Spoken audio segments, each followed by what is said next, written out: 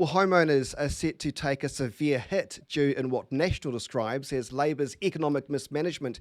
The latest analysis from the Reserve Bank is predicting the interest rate on 1 and 2 year mortgages will hit 6% next year.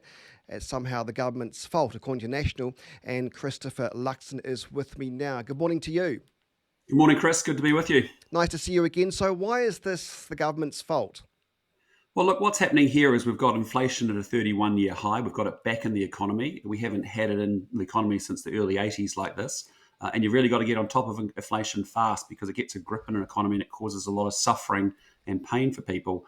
What's happening is the Reserve Bank is obviously using interest rates and monetary tools to try and slow inflation down. And it's trying to put a brake on it with interest rate rises. At the same hand, you've got a government using the fiscal tools and actually accelerating spending, and it's actually putting their foot on the accelerator. So those two things are working at cross purposes, and they need to work together as a tool set to be able to get on top of inflation. So, as we've said before, you believe the government is spending too much, but spending too much on what? Well, look, I just put it to you, $330 million trying to merge TVNZ and Radio New Zealand is a waste of money. It's a solution in search of a problem. It doesn't make a lot of sense. That's an example of where I think we wouldn't be spending that money at all. But what we've really got to do is, long term, we've got to immediately stop passing costs on to businesses that lead to higher prices, remove the bottlenecks in the economy that are constraining growth like immigration settings, interrogate all that new and old spending. This isn't a phenomenal amount of money the government spent, the most ever in the history of New Zealand. That budget was almost $9.5 billion worth of money. And then I think we give people proper tax relief in the terms of, inflation-adjusted tax thresholds that you and I have spoken about many times. But that's a much better than a Band-Aid solution of $27 a week for 3 months. Yeah, with regards to the merge with TVNZ and Radio New Zealand, I think you're right there. It's trying to solve a problem that doesn't exist. The two companies, the two entities, appear to be doing quite nicely when it comes to trying to revolutionise their digital output. And here's Chris Farfuri telling them that they need to change the way they do things. But it seems I'm not quite sure what the problem is. Yeah, I'm the same, and you'd know much more about it than I do. But just looking at it, one's a charter-based organisation, from what I can see. The other looks more a commercial organisation. When you merge two organisations with two very different cultures and two very different business models, it doesn't seem to work. So I just don't know why we're doing it. And when you look at the amount of money we're spending on it and the enterprise value of those two respective organisations, it seems a very, very poor use of money. During your tour of Kids Can last week, the charity CEO said poverty is the worst it's ever been for families, and she took that opportunity to tell you and, of course, the media. If that really and genuinely is the case, then what would National do to solve this problem? Well, look, what we've really got is, and Julie was great because she talked about actually housing being one of the major challenges that's driving into poverty.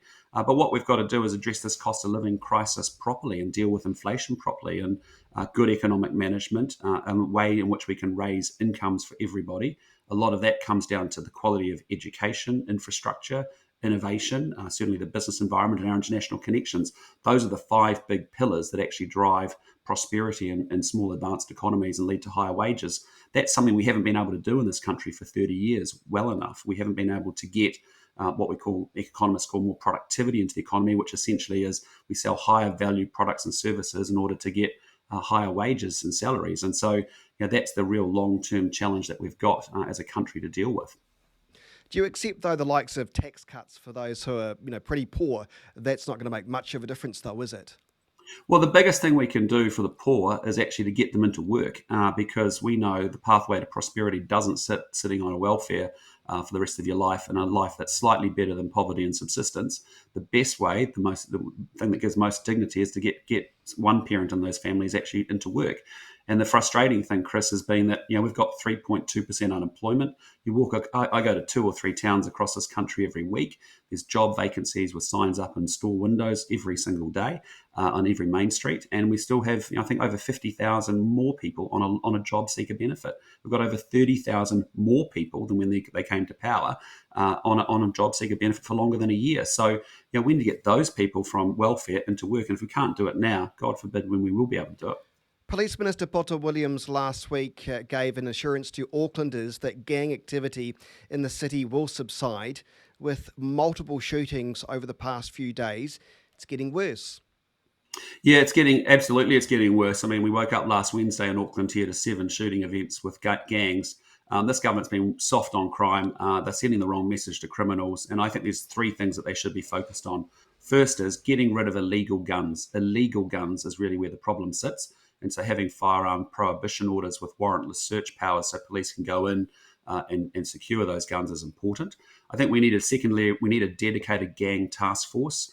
Any gang infringement, any gang offences are handled by a separate unit of the police. Because let's be clear, gangs, there's nothing good about a gang. They just peddle misery and destruction and suffering to their fellow citizens. And so we need to be able to get much tougher in that space. And the third thing, Chris, is interesting is that we're only actually arresting now 83% of fleeing drivers because of the pursuit policy the police has changed from into what they've got now. And I think we need to review that because criminals just know they can jump on the other side of the road and they won't get chased, and that's not good. Yeah, it does seem to be like that, particularly in Christchurch now, where police are not allowed Mm. to pursue them. You think, well, what's the point? Yeah. Right, I want to move on to other issues that was raised late last week, and you'll know this one. Questions, of course, have been raised about Nanaia Mahuta having close family members appointed to influential and lucrative government contracts and advisory positions dealing directly with their portfolios. Winston Peters appears worried by this. Are you?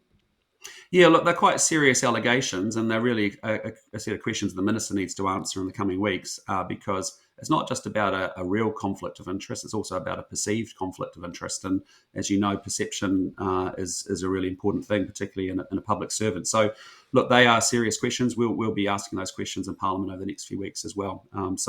Yeah, the serious allegations the minister needs to answer for them and reassure the public and probably the Prime Minister that there is no real conflict and there's no perceived conflict either.